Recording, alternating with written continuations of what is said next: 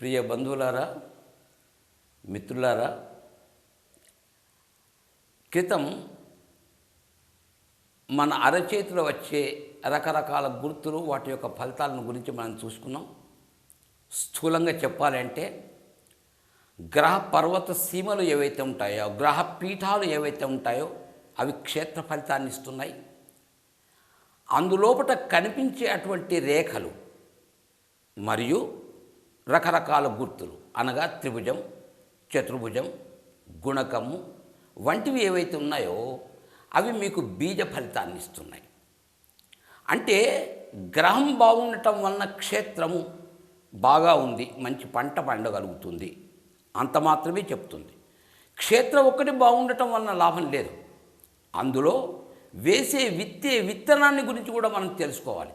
అది బాగున్నప్పుడు మాత్రమే మంచి ఫలితాలు ఉంటాయి. కేవలం క్షేత్రం మాత్రమే ఉండి బీజం సరిగా లేకున్నా, బీజం బాగుండి క్షేత్రం బాగలేకున్నా నిష్ఫలంగా ఉంటుంది. అవి సత్ఫలితాన్ని మీకు ఇవ్వలేవు.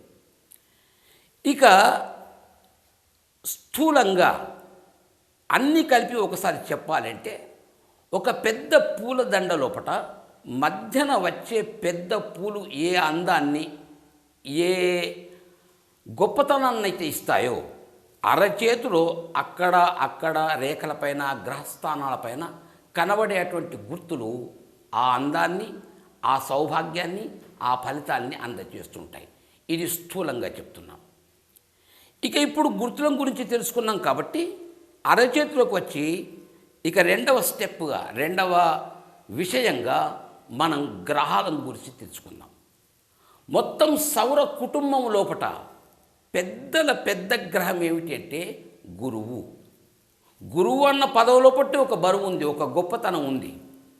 అసలు గురువు అంటే అంధకారాన్ని పాపే అటువంటిది అని దాని అర్థం. అంటే మనిషిలో ఉన్నటువంటి అజ్ఞానాన్ని తొలగించేటువంటి గ్రహం, ఒక గొప్పతనాన్ని ఆపాదించేటువంటి గ్రహంగా మనం స్థూలంగా భావించాలి. గురువు అంటే విద్య చెప్పే వ్యక్తి కూడా గురువే, కానీ ఇక్కడ గ్రహం, ఈ గ్రహం మనిషికి గొప్పతనాన్ని పెంచే గ్రహంగా భావిస్తారు. దీని రంగు మనకు పసుపు ఆకారం లోపల కనిపిస్తుంది. దానికి గుర్తు కూడా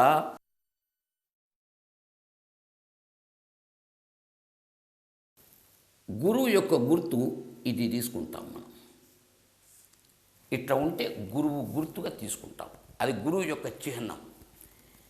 దీన్ని బట్టి మనం చూడటం వలన ఇక గురు క్షేత్రాన్ని గురించి ఒకవేళ చదువుకుంటూ పోతే, ఈ తర్జనిని మనం క్రితం చదువుకున్నప్పుడు 3 భాగాలు చేస్తున్నాం. ఇది మొదటి పర్వం అని, ఇది రెండవ పర్వం అని, ఇది మూడవ పర్వం అని. ఇది మొదటి కణుపు, రెండవ కణుపు, ఇది కుదురు లేదా మూడవ కణుపు అంటాం.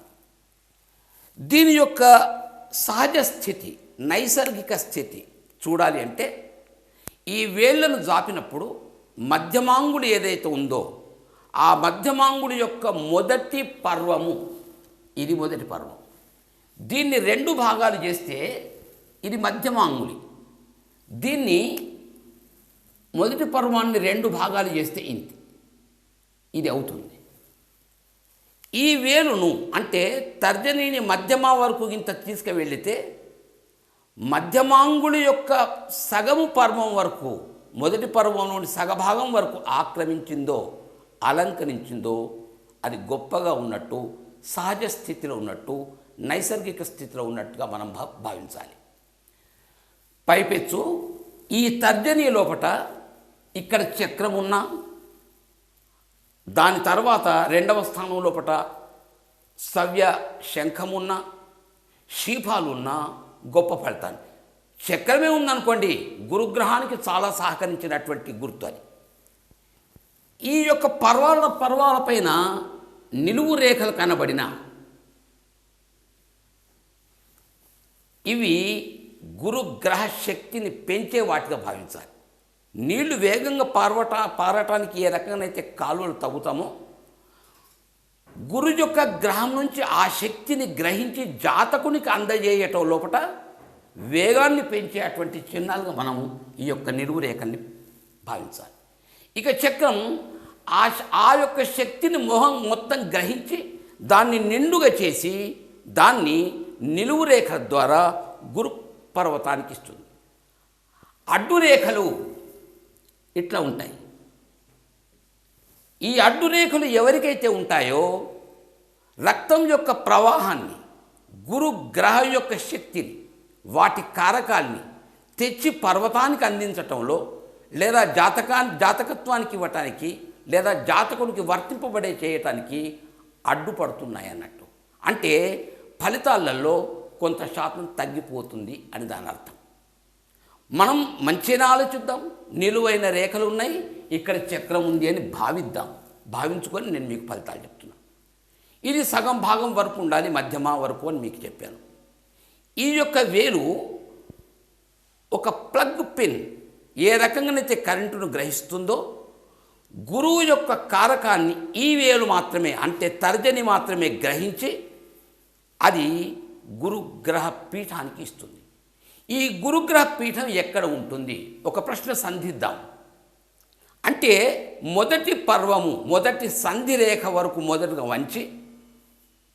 వంచండి. దాని తర్వాత ఈ యొక్క అరచేయి పైన వేయండి. మీకు ఇక్కడ హృదయ రేఖ పారుతుంది. ఇట్లా రకరకాలుగా వెళ్ళేటువంటి రేఖలు ఉంటాయి. ఇక ఈ మొదటి పర్వాన్ని కొద్దిగా బిగ్గెటగా వంచి అరచేతి పైన వేయటం వలన ఇగో ఈ స్థానం లోపటికే వస్తుంది.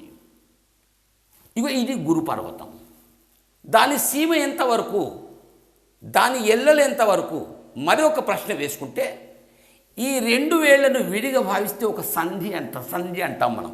ఆ వెడుతులు ఏ వ్యక్తులకైతే ఈ 4 వేలు దాపినప్పుడు ఇది పెద్దగా ఉంటుందో, ఈ రెండింటి మధ్యన సంధి ఎక్కువ కనిపిస్తుందో, ఈ బొటన వేలును ఇట్లా దాపటం వలన ఎవరికైతే 90 యాంగిల్ అంటాం మనం, ఇది 90% ఉంటుందో కోణం, వాళ్ళను గురుగ్రహ జాతకులు అని చెప్పవచ్చు. అంటే ఈ రెండింటి యొక్క వెడత ఎక్కువ ఉండాలి, ఇది 90 యాంగిల్లో ఉండాలి. ఇట్లా దాపటం వలన వాళ్ళు గురుగ్రహ జాతకులు అని చెప్పవచ్చు. దీని ఎల్లలం గురించి చూద్దాం. ఈ 2 వేళ్ళను తీసుకున్నప్పుడు, అంటే తర్జని మధ్యమ, ఈ రెండింటిని తీసుకున్నప్పుడు ఈ మధ్యన ఉన్నటువంటి ఏ భాగం అవుతుందో దానికి సరిగ్గా మధ్యస్థానం వరకు రండి. ఇది మధ్యస్థానం అవుతుంది. ఇక్కడి నుంచి నిలువుగా హృదయ రేఖ వరకు వచ్చి, గురుగ్రహం చాలా పెద్దది కాబట్టి, ఉన్న గ్రహాలు ఎత్తు కాబట్టి దాదాపు ఇంతవరకు ఇది గురుగ్రహ సీమ.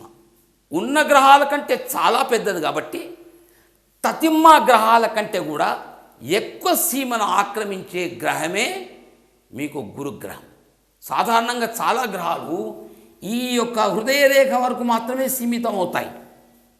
కానీ గురుగ్రహం యొక్క క్షేత్రం మాత్రం, ఆ పీఠం మాత్రం హృదయ రేఖ పరిమితుల్ని దాటి ఇంకా కిందికి వచ్చి ఇక్కడ ఉన్నటువంటి కుజస్థానం కంటే దాదాపు ఇంతవరకు వచ్చింది. ఇది కుజస్థానం మీకు. అంటే కుజస్థానం యొక్క ప్రారంభం అక్కడ వరకు విశాలంగా వ్యాపించి ఉండేది గురుగ్రహం. మిగతా గ్రహాల కంటే ఎక్కువ సీమను ఆక్రమిస్తుంది. చెయ్యి చాపగానే చూడవచ్చు. మిగతా అరచేతి లోపట ఉబ్బుగా ఉన్నటువంటి స్థానాలలో ఇది ఉబ్బుగా కనిపిస్తుంది మీకు. కొన్ని గ్రహాల యొక్క స్థానాలు ఉబ్బుగా కనిపించే వాటిలలో ఈ గ్రహం కూడా ఒకటి. మిగతా గ్రహ సీమల కంటే, మిగతా పీఠాల కంటే, అంటే గ్రహ పీఠాల కంటే కొద్దిగా ఎత్తుగా ఉంటుంది.